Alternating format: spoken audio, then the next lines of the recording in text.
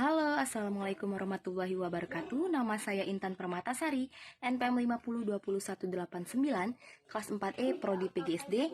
Baiklah, di sini saya akan menyampaikan materi pelajaran kelas SD tentang perubahan benda. Perubahan benda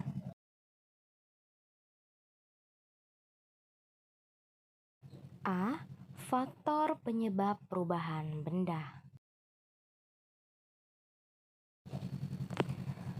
Apa yang menyebabkan terjadinya perubahan pada benda?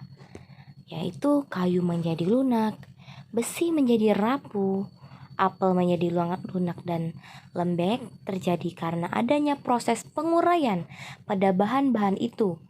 Proses penguraian bahan atau benda antara lain dapat berupa pembusukan, pelapukan, dan perkaratan. 1. Pembusukan.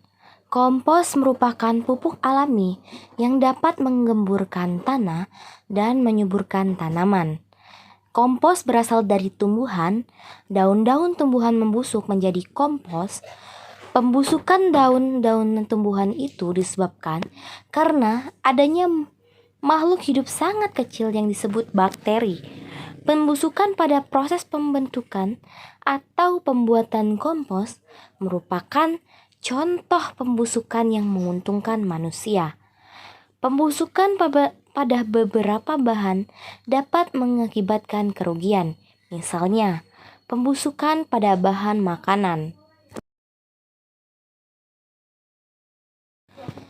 Yang kedua, pelapukan.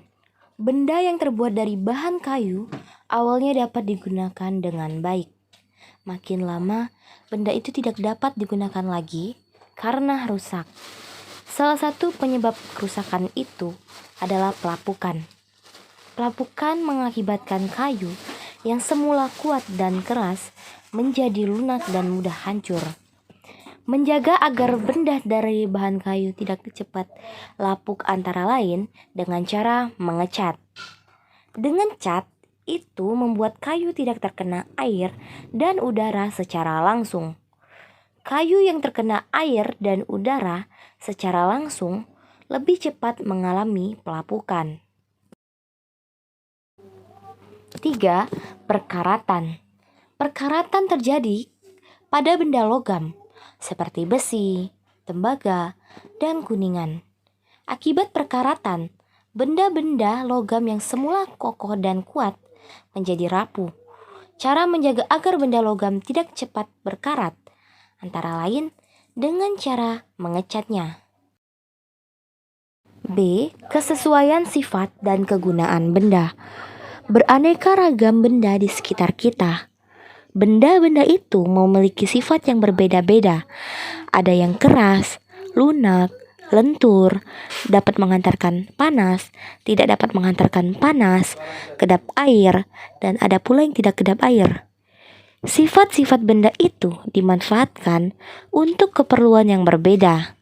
Lap meja dipilih bahan berupa kain karena kain mudah menyerap air.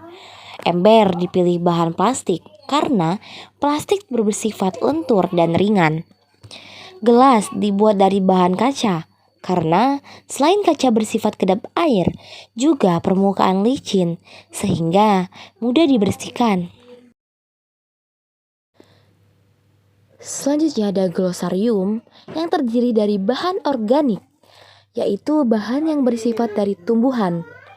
Yang kedua ada bakteri, yaitu makhluk hidup yang terkecil bersel satu dapat berkembang biak dengan kecepatan luar biasa dengan cara membelah diri.